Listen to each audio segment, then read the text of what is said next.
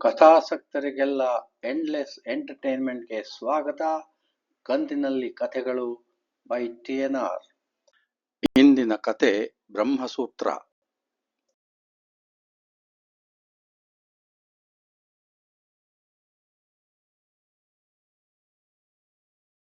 ಪ್ರಚಂಡ SB ಸಾಹೇಬರ ಮುಂದೆ ಸೆಟೆದು ನಿಂತು ಸೆಲ್ಯೂಟ್ ಹೊಡೆಯುತ್ತಾರೆ. ಅಪ್ಡೇಟ್ ಮಾಡಿ ಪ್ರಚಂಡ. ಸರ್, ಆಕೆಯ ಹಿಂದೆ ಮುಂದೆ ಒಬ್ಬ ಯುವಕ ಬಹಳ ಓಡಾಡುತ್ತಿದ್ದಾನೆ. ಅವನು ಅಲ್ಲೇ ಕೆಲಸಕ್ಕೆ ಸೇರಿದ್ದಾನೆ. ಅವನ ಫೋಟೋ ಇದೆಯಾ ಪ್ರಚಂಡ? ಇದೆ ಸರ್, ನೋಡಿ. ವಾಟ್ಸಪ್ನಲ್ಲಿ ಕಳಿಸಿದ್ದಾನೆ ನನ್ನ ಇನ್ಫಾರ್ಮರ್. ಒಂದು ಐಸ್ ಕ್ರೀಮ್ ಪಾರ್ಲರ್ನಲ್ಲಿ ತೆಗೆದಿದ್ದು. ತನ್ನ ಮೊಬೈಲನ್ನು ಜೇಬಿನಿಂದ ತೆಗೆದು ಬೆಟ್ಟಿನ ತುದಿಯಲ್ಲಿ ಟಪಟಪ ಕುಟ್ಟಿ ಸಾಹೇಬರ ಕೈಗೆ ಕೊಡುತ್ತಾರೆ. ಸಾಹೇಬರು ಆ ಫೋಟೋವನ್ನೇ ಕೆಲ ಕ್ಷಣ ನೋಡುತ್ತಾರೆ. ದೀರ್ಘಕಾಲ ದಿಟ್ಟಿಸಿ ನೋಡಿದ ನಂತರ ಮುಗುಳ್ನಕ್ಕು ಮೊಬೈಲನ್ನು ಹಿಂದಿರುಗಿಸುತ್ತಾರೆ. ಪ್ರಚಂಡ, ಇನ್ನು ಆ ಹುಡುಗಿಯನ್ನು ಹಿಂಬಾಲಿಸುವುದನ್ನು ನಿಲ್ಲಿಸಿಬಿಡಿ. ಮುಂದಿನದು ನಾನು ನೋಡಿಕೊಳ್ಳುತ್ತೇನೆ. Okay sir. ಸರ್, ನೀವು ಕೊಟ್ಟಿದ್ದರಲ್ಲಿ ಸ್ವಲ್ಪ ಹಣ ಉಳಿದಿದೆ. ಲೆಕ್ಕ ಮಾಡಿ ಕೊಡುತ್ತೇನೆ. ಮೇಲಧಿಕಾರಿಯನ್ನು ಹೆಚ್ಚು ಪ್ರಶ್ನಿಸುವಂತಿರಲಿಲ್ಲ. ಬಿಡಿ ಪ್ರಚಂಡ, ಅದು ನಿಮ್ಮಲ್ಲೇ ಇರಲಿ. ಲೆಕ್ಕದ ವಿಚಾರ ಬಿಡಿ. Thank you sir. ಹೊರಡಲು ಪರ್ಮಿಷನ್ನಾ ಸರ್? ಆಗಲಿ ಪ್ರಚಂಡ, ತುಂಬಾ ಥ್ಯಾಂಕ್ಸ್. ಇರಲಿ ಸರ್. ಸೆಟೆದು ಸೆಲ್ಯೂಟ್ ಹೊಡೆದು ಪ್ರಚಂಡ ಹೊರ ನಡೆಯುತ್ತಾರೆ. ಪ್ರಚಂಡ ಹೋಗುತ್ತಿದ್ದಂತೆಯೇ ಸಾಹೇಬರು ತಮ್ಮ ಮೊಬೈಲಿನಿಂದ ಒಬ್ಬರಿಗೆ ಕರೆ ಮಾಡುತ್ತಾರೆ. ಆ ಫೋಟೋದಲ್ಲಿ ಏನಿತ್ತು ನೋಡೋಣ ಬನ್ನಿ. ಅಂಕಲ್, ನಿಮ್ಮ ಮಗಳ ಜೊತೆ ಓಡಾಡುತ್ತಿರೋ ಹುಡುಗ ನಮ್ಮವನೇ. ನಾನು ಅವನು ಒಟ್ಟಿಗೆ ಟ್ರೈನಿಂಗ್ ಮಾಡಿದೆವು. ನಾನು ರಾಜ್ಯ ಸರ್ಕಾರದ ಇಲಾಖೆ ಆರಿಸಿಕೊಂಡೆ, ಅವನು ಕೇಂದ್ರಕ್ಕೆ ಹೋದ. ನಿಮ್ಮ ಮಗಳು ಸೇಫ್. ತುಂಬಾ ಒಳ್ಳೆಯ ಹುಡುಗ. ಇನ್ನು ಮುಂದೆ ನಾನು ಅವನ ಜೊತೆ ನೇರ ಸಂಪರ್ಕದಲ್ಲಿ ವಿಷಯ ಸಂಗ್ರಹಿಸುತ್ತೇನೆ. Don't worry uncle. ಆಗ್ಲಪ್ಪ. ಅವಳು ದೊಡ್ಡ ರಹಸ್ಯದ ಕೆಲಸಕ್ಕೆ ಕೈ ಹಾಕಿ ತುಂಬಾ ದೊಡ್ಡ ರಿಸ್ಕ್ ತಗೊಂಡಿದ್ದಾಳೆ ಅನಿಸಿತ್ತು. ಅವಳ ಹಿಂದೆ ನಿನ್ನ ಮಿತ್ರ ಜೊತೆಗೆ ಸಹಾಯಕ್ಕೆ ನೀನು ಇರೋದು ತಿಳಿದು ಈಗ ಸಮಾಧಾನ ಆಯ್ತು. ತುಂಬಾ ಥ್ಯಾಂಕ್ಸ್. Good day uncle. ಆ ಕಡೆ ವಿಜ್ಞಾನ ಕೇಂದ್ರದ ಹಿರಿಯ ನಿರ್ದೇಶಕರಿಗೆ ದೆಹಲಿಯಿಂದ ಕರೆ ಬಂದಿತ್ತು. ವಿಜ್ಞಾನ ಕೇಂದ್ರದ ಹಿಂದಿನ ನಿರ್ದೇಶಕರಿಗೆ ಇದೇ ರೀತಿ ದೆಹಲಿಯಿಂದ ಕರೆ ಬಂದಿದ್ದರ ಕತೆ ವಿಜ್ಞಾನ ಕೇಂದ್ರದಲ್ಲಿ ಜನಜನಿತವಾಗಿತ್ತು. ಆಗ ಜೀವಂತವಾಗಿದ್ದ ವಿಜ್ಞಾನಿ ಪ್ರೊಫೆಸರ್ ರಾಮಚಂದ್ರರವರೇ ಕಾರಣರಾಗಿದ್ದರು ಎಂಬುದು ಎಲ್ಲರಿಗೂ ತಿಳಿದ ವಿಷಯ. ಈಗಲೂ ಕೇಂದ್ರ ಸರ್ಕಾರದ ಕಾರ್ಯದರ್ಶಿಗಳ ಕಚೇರಿಯಿಂದಲೇ ಕರೆ ಬಂದದ್ದು ತಿಳಿದು ಈಗಿನ ನಿರ್ದೇಶಕರು ಕಂಗಾಲಾಗಿದ್ದರು. ಈ ಕರೆ ಈಗ ಏಕೆ ಬಂತೋ ಹೋಗದೆ ವಿಧಿಯಿರಲಿಲ್ಲ. ಅಳುಕುತ್ತಲೇ ದೆಹಲಿಗೆ ಹೋಗಿದ್ದರು. ವಿಜ್ಞಾನ ಕೇಂದ್ರದಲ್ಲಿ ಏನು ಅತಿ ರಹಸ್ಯವೆಂಬ ಭ್ರಮೆಯಲ್ಲಿ ಇದ್ದರೋ ಅದೇ ವಿಷಯವನ್ನು ಚರ್ಚಿಸಲು ನಿರ್ದೇಶಕರಿಗೆ ಕರೆ ಬಂದಿತ್ತು. ಕೇಂದ್ರ ಸರ್ಕಾರದ ಕಾರ್ಯದರ್ಶಿಗಳಾದ ಮುರಳೀಕೃಷ್ಣ ವಾಗಲೆಯವರು ಪ್ರಸ್ತಾಪ ಮಾಡಿದ್ದರು. Good morning sir. ನಿರ್ದೇಶಕರು ಕೇಂದ್ರ ಕಾರ್ಯದರ್ಶಿಗಳಿಗೆ ಗ್ರೀಟ್ ಮಾಡಿದ್ದರು. Good morning Vidyaji, sit down. ಕೇಂದ್ರದ ಸರ್ಕಾರದ ಕಾರ್ಯದರ್ಶಿಗಳು ಹಿಂದಿ ಮಿಶ್ರಿತ ಇಂಗ್ಲಿಶಿನಲ್ಲಿ ಮಾತನಾಡುತ್ತಾರೆ. ಜಿ, ನಾನು ಮಂತ್ರಿಗಳ ಜೊತೆ ಒಂದು ಮೀಟಿಂಗ್ಗೆ ಹೋಗಬೇಕು. 5 ನಿಮಿಷದಲ್ಲಿ ನಮ್ಮ ಮೀಟಿಂಗ್ ಮುಗಿಸೋಣ. ಲೋಕ್ ವಿದ್ಯಾಜಿ, ನಿಮ್ಮ ಕೇಂದ್ರದಲ್ಲಿ ನಡೀತಾ ಇರೋದು ನಮ್ಮ ಇಂಟೆಲಿಜೆನ್ಸ್ನಿಂದ ಗೊತ್ತಾಗಿದೆ. ಸರ್ಕಾರದ ಟಾಪ್ನಲ್ಲಿ ಅನ್ಹ್ಯಾಪಿ ಆಗಿದ್ದಾರೆ. ಹೊಸ ಸರ್ಕಾರ ಬಂದ ಮೇಲೆ ಮುಂಚಿನಂತಿಲ್ಲ, ಎಲ್ಲ ತುಂಬಾ ಸೀರಿಯಸ್ ಆಗುತ್ತೆ. ಇದನ್ನ ಪತ್ರ ಬರೆಯೋದು ಬೇಡ ಅಂತ ನಿಮಗೆ ನೇರ ಹೇಳೋಕೆ ನಿಮ್ಮನ್ನ ಕರೆಸಿದ್ದು. ಬಟ್ ನೀವು ತಗೊಂಡಿರೋ ಒಂದು ನಿರ್ಧಾರದ ಬಗ್ಗೆ ಟಾಪ್ನಲ್ಲಿ ಮೆಚ್ಚುಗೆ ಇದೆ. ದಟ್ ಗರ್ಲ್ ಈಸ್ ಗುಡ್ ಅಂತ ನಮಗೆ ಇಂಟೆಲಿಜೆನ್ಸ್ ರಿಪೋರ್ಟ್ ಇದೆ. ಅವಳಿಗೆ ಸಪೋರ್ಟ್ ಇರಲಿ ಅಂತ ನಾವೇ ಇನ್ನೊಂದು ಪೋಸ್ಟ್ ಕ್ರಿಯೇಟ್ ಮಾಡಿ ನಮ್ಮವನನ್ನು ಕಳಿಸಿದ್ದೀವಿ. ನಿಮಗೆ ಅದು ನಾವು ಇಂಪೋಸ್ ಮಾಡಿದ್ದೀವಿ ಅನ್ನಿಸಿರ್ಬೇಕು. ಇದೆಲ್ಲ ಟಾಪ್ನಲ್ಲಿ ಮಾನಿಟರ್ ಆಗೋ ವಿಚಾರ. ಓಕೆ, ನಿಮ್ಮಲ್ಲಿ ನಡೆಯೋದೆಲ್ಲ ನಮಗೂ ಡೈರೆಕ್ಟ್ ಆಗಿ ರಿಪೋರ್ಟ್ ಆಗುತ್ತೆ. ಇದು ನಿಮಗೂ ಗೊತ್ತಿರಬೇಕು ಅಂತ ಟಾಪ್ನಲ್ಲಿ ಡಿಸೈಡ್ ಮಾಡಿ ನಿಮಗೆ ಹೇಳಕ್ಕೆ ಹೇಳಿದ್ದಾರೆ. ಆದಷ್ಟು ಬೇಗ ಆ ಸೀಕ್ರೆಟ್ ಪಾಸ್ವರ್ಡ್ ಗೊತ್ತಾಗಬೇಕು. ಅದರಲ್ಲಿರೋ ಕಂಟೆಂಟ್ಸ್ ಕೂಡ ನೇರವಾಗಿ ಸರ್ಕಾರದ ಇಲಾಖೆಗೆ ತಿಳಿಯಬೇಕು. Please take care. ಓಕೆ?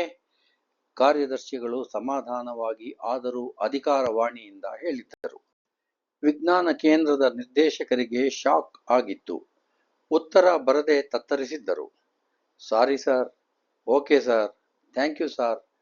ಒಂದೇ ಉಸುರಿನಲ್ಲಿ ಒಟ್ಟಿಗೆ 3 ವಿಚಾರಗಳಿಗೆ ಚುಟುಕಾಗಿ ಉತ್ತರಿಸಿದ್ದರು. ಅವರವರೇ ಮಾಡಬೇಕೆಂದಿದ್ದ ವಿಚಾರ ಈಗ ಮೇಲಿನವರೆಗೆ ಹೋಗಿದೆ. ಇದನ್ನು ಅವರು ನಿರೀಕ್ಷಿಸಿರಲಿಲ್ಲ. ಬೇಗನೆ ಅವರು ಅಲ್ಲಿಂದ ಹೊರಟರೆ ಸಾಕೆನಿಸಿತ್ತು. ದೊಡ್ಡ ಅಧಿಕಾರಿಗಳೂ ಆತುರದಲ್ಲಿದ್ದದ್ದು ಒಳ್ಳೆಯದೇ ಆಗಿತ್ತು. ಓಕೆ ವಿದ್ಯಾಜಿ, ಲೆಟಸ್ ಗೋ ಎಂದು ದೊಡ್ಡ ಅಧಿಕಾರಿಗಳು ವಿಜ್ಞಾನ ಕೇಂದ್ರದ ನಿರ್ದೇಶಕರ ಕೈ ಕುಲುಕಿದರು. ಇಬ್ಬರೂ ಎದ್ದರು. ವಿಜ್ಞಾನ ಕೇಂದ್ರದ ನಿರ್ದೇಶಕರಿಗೂ ಮನಸ್ಸು ಹಗುರವಾಗಿತ್ತು.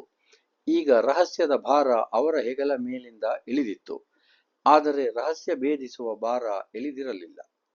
ಕೇವಲ ನಾಯಕ ನಾಯಕಿ ಇದ್ರೆ ಏನು ಸ್ವಾರಸ್ಯ ಇರುತ್ತೆ ಕಥೆಯಲ್ಲಿ? ಖಳನಾಯಕರು ಇರಬೇಡವೇ? ಹೇ ಜಾನ್, ಸಿಚುಯೇಷನ್ ಬದಲಾವಣೆ ಆಗಿದೆ. ಸಿನಿಮಾಗಳಲ್ಲಿ ತೋರಿಸಿದಂತೆ ಕಿಡ್ನ್ಯಾಪ್, ಕಿಲ್ಲಿಂಗ್, ಬ್ಲ್ಯಾಕ್ಮೇಲ್ ಇವೆಲ್ಲದರಿಂದ ಈ ಕೆಲಸ ಆಗೋದಲ್ಲ. ಸೆಕ್ಯೂರಿಟಿ ಬ್ರೇಕ್ ಮಾಡೋಕೆ ಪ್ರಯತ್ನ ಮಾಡೋದು ಒಂದೇ, ಇಲ್ಲೇ ಆತ್ಮಹತ್ಯೆ ಮಾಡಿಕೊಳ್ಳೋದು ಒಂದೇ. ಅರ್ಥ ಮಾಡಿಕೊ. ಆ ಸೀಕ್ರೆಟ್ ಫೈಲ್ಗಳ ಸಿಡಿಗಳನ್ನು ತರೋದು ಅಷ್ಟು ಸುಲಭ ಅಲ್ಲ. ಇಲ್ಲಿಂದಲೇ ಆ ಡೆಸ್ಕ್ಟಾಪ್ ಆಕ್ಸೆಸ್ ಮಾಡಿ ಹ್ಯಾಕ್ ಮಾಡೋಣ ಅಂದ್ರೆ ಆ ಡೆಸ್ಕ್ಟಾಪ್ ಅನ್ನು ಯಾವುದೇ ಸರ್ವರ್ಗೆ ಇರಲಿ ಇಂಟರ್ನೆಟ್ಗೆ ಕೂಡ ಕನೆಕ್ಟ್ ಮಾಡಿಲ್ಲ. ಪೂರ್ಣವಾಗಿ ಐಸೋಲೇಟ್ ಮಾಡಿದ್ದಾರೆ. ಡ್ಯಾಮಿಟ್, ಒಂದು ಪೆನ್ ಡ್ರೈವ್ನಲ್ಲಿ ಕಾಪಿ ಮಾಡಿಸಿ ಕದಿಯೋಣ ಅಂದ್ರೂ ಆ ಡೆಸ್ಕ್ಟಾಪ್ ಆಕ್ಸೆಸ್ ಮಾಡೋಕೆ ಸಿಸ್ಟಮ್ ಪಾಸ್ವರ್ಡ್ ಬೇಕು. ಆ ಡೆಸ್ಕ್ಟಾಪ್ ಅನ್ನು ಹಗಲು ಹೊತ್ತು ಎಲ್ಲಾ ಸ್ಟಾಫ್ ಮತ್ತು ಅಧಿಕಾರಿಗಳು ಸುತ್ತುವರೆದಿರುತ್ತಾರೆ. ರಾತ್ರಿ ಆ ಡೆಸ್ಕ್ಟಾಪ್ ಅನ್ನು 24/7 CCTV ನಿಗಾವಣೆಯಲ್ಲಿರುತ್ತದೆ. ಅದೇ ಡೆಸ್ಕ್ಟಾಪ್ನಲ್ಲೇ ಮುಖ್ಯ ಫೈಲು ಕೂಡ ಇರೋದು. ಆ ಸಿಸ್ಟಮ್ ಪಾಸ್ವರ್ಡ್ ಬ್ರೇಕ್ ಮಾಡೋಕೆ ಎಷ್ಟೋ ದಿನಗಳು ಬೇಕು. ಇಷ್ಟೆಲ್ಲಾ ಮೀರಿ ಒಂದು ವೇಳೆ ಫೈಲ್ ಕದ್ದು ತಂದರೂ ಅದನ್ನು ಓಪನ್ ಮಾಡೋಕೆ ಬೇಕಾಗಿರೋ ಪಾಸ್ವರ್ಡ್ ಸಿಗೋಕೆ ಎಲ್ಲಿ ಹೋಗ್ತೀಯಾ? ಅಷ್ಟೊಂದೆಲ್ಲ ವ್ಯವಸ್ಥೆ ಅವರ ಕೈಲೇ ಇದ್ದು ಅವರೇ ಇನ್ನೂ ತಿಣುಕುತ್ತಿದ್ದಾರೆ. ಇದನ್ನು ಬಿಟ್ಟು ಬಿಡು ಮ್ಯಾನ್.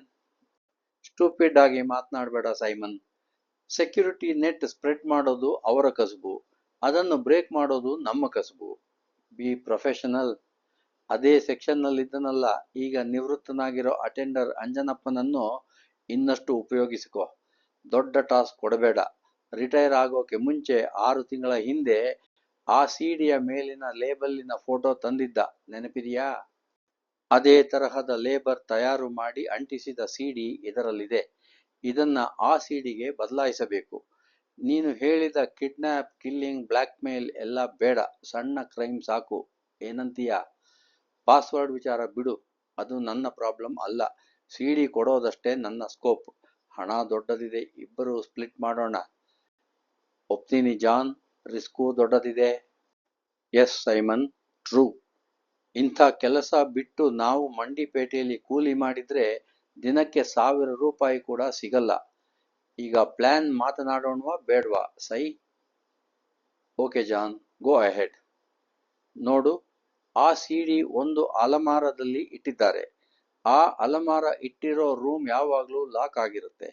ಆ ರೂಮ್ಗೆ ಕಚೇರಿ ವೇಳೆಯಲ್ಲಿ ಅಧಿಕೃತವಾಗಿ ಅಲ್ಲಿನ ಸ್ಟಾಫ್ ಓಡಾಡುತ್ತಾರೆ, ಅಟೆಂಡರ್ ಸೇರಿ. ಇನ್ಫ್ಯಾಕ್ಟ್ ಅಟೆಂಡರೇ ಹೆಚ್ಚು ಹೋಗೋದು. ಒಳಗೆ ಹೊರಗೆ ಹೋದ ಮೇಲೆ ಆ ರೂಮ್ನ ಬಾಗಿಲು ಆಟೋ ಕ್ಲೋಸ್ ಆಗತ್ತೆ. ಹಾಗಾಗಿ ಹೊರಗಿನವರಿಗೆ ಒಳಗಿನ ದೃಶ್ಯ ಏನೂ ಕಾಣೋದಿಲ್ಲ. ಆ ರೂಮ್ನ ರಫ್ ಸ್ಕೆಚ್ ಇಲ್ಲಿದೆ, ಸರಿಯಾಗಿ ನೋಡು. ಆ ಅಲಮಾರವನ್ನ 24 ಗಂಟೆ ಕಾಲ ನೋಡುತ್ತಾ ಇರುವ ಹಾಗೆ ಒಂದು CCTV ಕ್ಯಾಮೆರಾ ಇಟ್ಟಿದ್ದಾರೆ. Night vision camera. ಜಾನ್ ವಿವರಿಸುತ್ತಿದ್ದ. ಅವನು ನುರಿತ ಪ್ರೊಫೆಷನಲ್ ಅಲ್ಲವೇ? ಕಂಟಿನ್ಯೂ.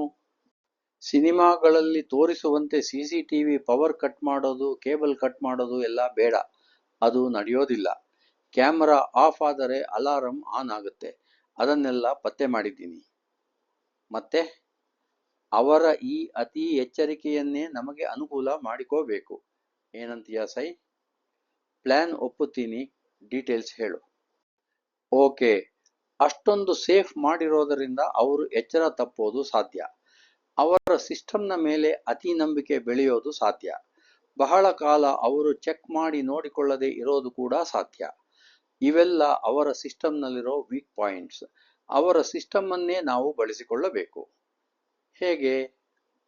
ನೀನು ಪರಿಚಯ ಮಾಡಿಸಿಕೊಟ್ಟಿದ್ಯಲ್ಲ ಅಲ್ಲಿನ ಒಬ್ಬ ಟೆಕ್ನಿಷಿಯನ್, ಅವನನ್ನ ಬುಕ್ ಮಾಡಿದ್ದೆ. ಅವನಿಂದ ಆ ರೂಮ್ನ CCTV ಕ್ಯಾಮೆರಾದಲ್ಲಿ ದಾಖಲಾಗಿರೋ ಒಂದು ತುಣುಕು ವಿಡಿಯೋ ತರಿಸಿದೆ. ನನ್ನ ಮೊಬೈಲ್ನಲ್ಲಿ ಇದೆ, ನೋಡು. ಈ ವಿಡಿಯೋ ನೋಡಿಯೇ ಆ ರೂಮ್ನ ರಫ್ ಸ್ಕೆಚ್ ನಾನೇ ತಯಾರಿಸಿದ್ದು. ಅದೇನು ಬ್ಯಾಂಕ್ನ ಸ್ಟ್ರಾಂಗ್ ರೂಮ್ ತರ ಇಲ್ಲ, ಅದೊಂದು ಸಾಧಾರಣ ಸ್ಟೋರ್ ರೂಮ್. ಮೊಬೈಲ್ನಲ್ಲಿ ವಿಡಿಯೋ ಚಾಲು ಮಾಡುತ್ತಾ ಸೈಮನ್ ಕಡೆ ಮೊಬೈಲ್ ತೋರಿಸಿದ. ಆ ವಿಡಿಯೋದಲ್ಲಿ ಒಬ್ಬ ಅಟೆಂಡರ್ ಆ ಅಲಮಾರದ ಬಾಗಿಲು ತೆಗೆದು ಒಳಗೆ ಕೈ ಆಡಿಸಿ ಬಾಗಿಲು ಮುಚ್ಚುವುದು ದಾಖಲಾಗಿದೆ. ಕ್ಯಾಮೆರಾ ಕಡೆ ಅವನ ಬೆನ್ನು ಇರುವುದರಿಂದ ಅವನ ಬೆನ್ನು ಕಾಣುತ್ತದೆ ಮತ್ತು ಅವನು ಒಳಗೆ ಕೈ ಆಡಿಸುವುದು ಕಾಣದಿದ್ದರೂ ಗೊತ್ತಾಗುತ್ತದೆ. ಆದರೆ ಅವನು ಒಳಗೆ ಕೈ ಆಡಿಸಿ ಏನು ಮಾಡಿದ, ಏನು ಇಟ್ಟ ಅಥವಾ ಏನು ತೆಗೆದ ಎನ್ನುವುದು ಮಾತ್ರ ತಿಳಿಯುವುದಿಲ್ಲ. ಸೈಡ್ನಿಂದ ವ್ಯೂ ನೋಡಲು ಇನ್ನೊಂದು ಕ್ಯಾಮೆರಾ ಹಾಕಬೇಕೆಂದು ಅವರಿಗೆ ಹೊಳೆದಿಲ್ಲ. ಅಲ್ಲದೆ ಅಲ್ಲಿ ಬೇರೆ ಯಾರೂ ಕುಳಿತಿರಲು ವ್ಯವಸ್ಥೆ ಮಾಡಿಲ್ಲ. ಬಂದು ಹೋಗುವವರೇ. CCTVಯಲ್ಲಿ ದಾಖಲಾಗಿದ್ದಷ್ಟೇ ಅವರಿಗೆ ಸಿಗುವುದು. ಜಾನ್ ಮುಂದುವರೆಸಿದ್ದ. ಈಗ ಕೆಲಸ ಸಾಧ್ಯ ಅನಿಸುತ್ತೆ. ಸೈಮನ್ ಮಧ್ಯೆ ಬಾಯಿ ಹಾಕಿದ್ದ. ಗುಡ್. ನಿನ್ನ ಇನ್ನೊಂದು ಕಾಂಟ್ಯಾಕ್ಟ್ ಅನ್ನು ಕರೆಸು. ನೆಗೋಷಿಯೇಟ್ ಮಾಡು. ಚೌಕಾಸಿ ಮಾಡಬೇಡ. ಅವನು ಬೇಡ ಅನ್ನಬಾರ್ದು ಅಷ್ಟು ಆಫರ್ ಮಾಡು. ಅವನು ದುರಾಸೆ ಮಾಡಿದ್ರೆ ಬೇಡ ಅನ್ನು. ಅವನೇ ದಾರಿಗೆ ಬರ್ತಾನೆ.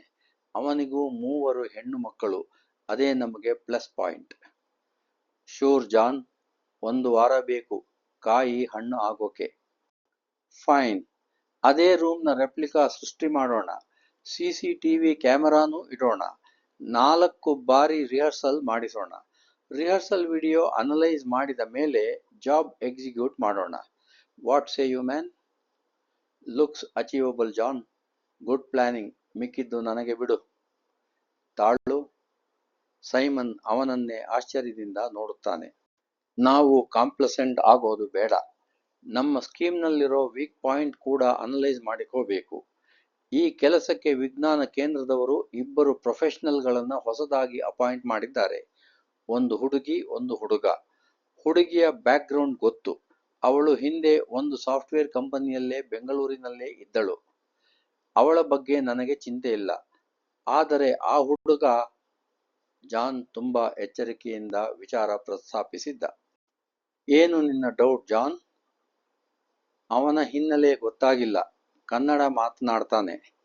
ಆದರೆ ಎಲ್ಲಿದ್ದ, ಏನು ಮಾಡ್ತಿದ್ದ ಅಂತ ತಿಳಿತಿಲ್ಲ. ಅದೇ ನಮ್ಮ ವೀಕ್ ಪಾಯಿಂಟ್. ಅವನ ಹೇರ್ ಸ್ಟೈಲ್ ಗಮನಿಸಿದ್ಯಾ? ಈಗಿನ ಸಾಫ್ಟ್ವೇರ್ ಹುಡುಗರ ಥರ ಇಲ್ಲ. ಅವನ ಬಾಡಿ ಬಿಲ್ಡ್ ನೋಡು. ಸಿಟಿಲಿ ಜಿಮ್ಗೆ ಹೋಗೋ ಸಾಫ್ಟ್ವೇರ್ ಹುಡುಗರ ಥರ ಇದೆಯಾ? ಒಳ್ಳೆ ಆರ್ಮ್ಡ್ ಫೋರ್ಸ್ನವರ ಬಾಡಿ ಇದ್ದ ಹಾಗಿಲ್ವಾ? I agree John.